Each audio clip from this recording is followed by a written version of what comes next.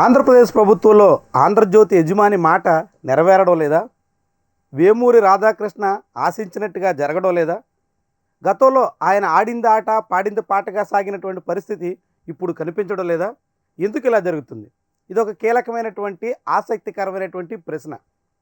2014 నుంచి 19 వరకు చంద్రబాబు ప్రభుత్వ హయాంలో ఏబిఎన్ రాధాకృష్ణకు అనేక రకాలుగా ప్రయోజనాలు దక్కాయి. సుమారుగా 600 కోట్ల రూపాయల మేర ప్రజాధనాన్ని రాధాకృష్ణకు కట్టబెట్టారంటూ తీవ్రమైన విమర్శలు వచ్చాయి. రాధాకృష్ణకి ఇచ్చిన కాంట్రాక్టుల మీద అప్పట్లో మంగళగిరి ఎమ్మెల్యే ఆళ్ల రామకృష్ణారెడ్డి సుప్రీంకోర్టులో కూడా కేసేసే వరకు పరిస్థితి వచ్చింది.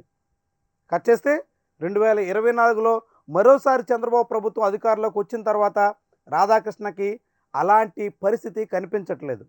ఆయన ఆశించినంత మేర ప్రయోజనం దక్కేలా లేదు. అందుకు అనేక రకాల ఉదాహరణలు ఉన్నాయి. తాజాగా ఆంధ్రప్రదేశ్ ప్రభుత్వం విడుదల చేసిన ఈ జీవో అందుకు ఒక సాక్ష్యంగా ఉంది. జీఓఆర్టీ నెంబర్ 2146 జీవో నెంబరు 17వ తారీఖున మొన్న డిసెంబర్ 17న విడుదల చేశారు.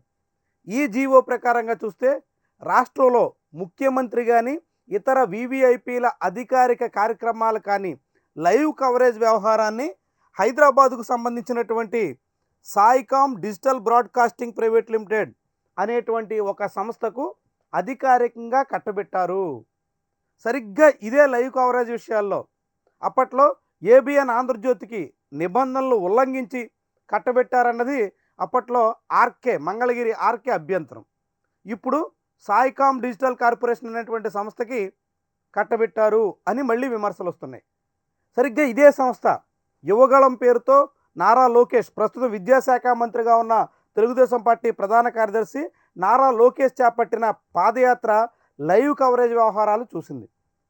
దానికి ప్రతిఫలంగానే ఇప్పుడు ప్రభుత్వ కార్యకలాపాల లైవ్ కవరేజ్ చూసే బాధ్యత ఆ సంస్థకి అప్పగించారు అంటూ విపక్షం విమర్శిస్తోంది.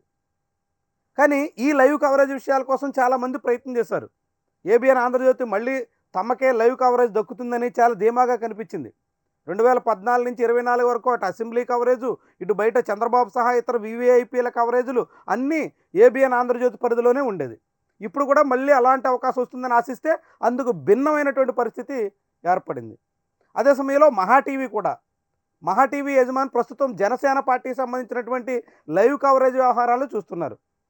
గతంలో ఆ పార్టీకి ప్రైమ్ 9కి ఇచ్చినప్పుడు కూడా వాళ్ళు సరిగా నిర్వహించకపోవడంతో ఇప్పుడు మొత్తం మహా టీవీ చేతిలోనే జనసేన పార్టీ కార్యకలాపాలు, పవన్ కళ్యాణ్ సంబంధించినటువంటి లైవ్ కవరేజ్ వ్యవహారాలు ఉన్నట్టుగా చెబుతున్నారు. ఇప్పుడు ప్రభుత్వానికి సంబంధించినటువంటి లైవ్ కవరేజ్ వ్యవహారం నారా లోకేష్ చెప్పినటువంటి సంస్థకి, అంటే messrs Saicom digital broadcasting private limited Hyderabadi సంస్థకి అప్పగించారు.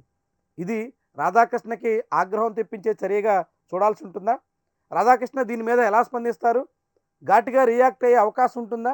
ఏమో మరి చూడాలి. ఇప్పటికే రాధాకృష్ణ అనేక వ్యవహారాల్లో రాష్ట్ర ప్రభుత్వంలో ఉన్నటువంటి లొసుగుల మీద పదే పదే కథనాలు ఇస్తున్నారు. ముఖ్యంగా నారా లోకేష్ అండదండలతో రెచ్చిపోతున్నటువంటి అనేక మందికి సంబంధించినటువంటి విషయాల్ని హైలైట్ చేస్తూ కథనాలు రాశారు. ఇప్పుడు ఏకంగా లైవ్ కవరేజ్ విషయంలో కూడా ఏబిఎన్ ఆంధ్రజ్యోతికి కాకుండా మరొక కొత్త సంస్థకి నారా లోకేష్ ఆశీస్సులు పుష్కలంగా ఉన్నటువంటి నారా లోకేష్కి సంబంధించిన వ్యక్తులకు సంబంధించినటువంటి నారా లోకేష్ సన్నిహితులకి ఈ కాంట్రాక్ట్ దక్కడం మీద ఎలా స్పందిస్తుంది చూడాలి. అయితే ఆంధ్రప్రదేశ్ ప్రభుత్వంలో అన్నింటా నారా లోకేష్ మాట చెల్లుబాటు అవుతున్నట్టుగా చివరికి లైవ్ కవరేజ్ విషయంలో కూడా అదే సంస్థకి కవరేజ్ దక్కింది. ఆశ్చర్యకరమే. చంద్రబాబు సీఎంగా ఉన్నప్పటికీ కూడా నామినేటెడ్ పోస్టుల నుంచి మంత్రివర్గంలో ఎవరు ఉండాలనే దగ్గర నుంచి చివరకు అనేక రకాల విషయాల్లో మొన్నటి రాజ్యసభ ఎన్నికల వరకు అన్ని చోట్ల నారా లోకేష్ మాటే నడిచింది. ఇప్పుడు కూడా లైవ్ కవరేజ్ ఇచ్చేటువంటి విషయాల్లో కూడా చంద్రబాబు మాట కన్నా నారా లోకేష్ మాటే నిలిచింది. నారా లోకేష్ చెప్పినట్టుగానే జరిగింది. అందుకే ఏబిఎన్ రాధాకృష్ణను పక్కన పెట్టి ఆశించినటువంటి ఇతర సంస్థలన్నింటినీ కాదని నారా లోకేష్కి సన్నిహితంగా మెలిగినటువంటి వాళ్ళ హైదరాబాద్ సంబంధించినటువంటి సంస్థకి అవకాశం ఇచ్చారు. ఇదో కీలకమైనటువంటి వ్యవహారం. మరి రాధాకృష్ణకి ఇంత ఎదురు దెబ్బ తగిలిన తర్వాత ఆయన ఎట్లా స్పందిస్తారు? ఆయన సంస్థ ఏ రీతిలో రెస్పాండ్ అవుతుంది చూద్దాం. ఇది కాకుంటే రాధాకృష్ణకి ఇంకొక రూపంలో అన్న ప్రయోజనం చేకూర్చి ఆయన్ని శాంతపరిచే ప్రయత్నం చేస్తారా? లేకుంటే ఆయన ఈ ప్రభుత్వం మీద కన్నెర చేసే అవకాశం ఉంటుందా? ఏం జరుగుతుందన్నది అత్యంత కీలకమైనటువంటి వ్యవహారం. వీడియో నచ్చితే లైక్ చేయండి, కామెంట్ రాయండి, షేర్ చేసి సబ్స్క్రైబ్ కూడా చేయండి. Thank you for watching.